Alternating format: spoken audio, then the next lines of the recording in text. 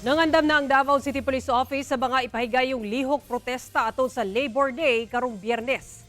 Sa impormasyong nakuha sa GMA Super Radio Davao, sumala ni Police Colonel Peter Madria, ang City Director sa DCPO, nga doon na security plan ang buhatan ug magpatuman og igong ihap sa mga personahe, ilabi na sa mga lugar kung asa posibleng ipahigayon ang aktibidad sama sa Freedom Park sa Rojas Avenue.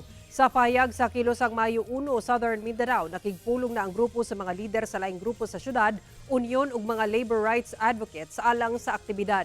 Mamahimong sentro sa panawagan sa maong lihok-protesta ang pag-usbaw sa sweldo subay sa 1,200 pesos nga living wage, pagpasabot sa ugat hinungdan sa pagsaka sa presyo sa petrolyo tungod sa deregulasyon ug pagpasagad sa gobyerno ug pagwagtang sa value-added tax ug excise tax. Nanawagan ang DCPO ngadto sa mga progresibong grupo nga himuong malinaw ng aktibidad ug mutuman sa balaod ingon man ordinansa sa syudad.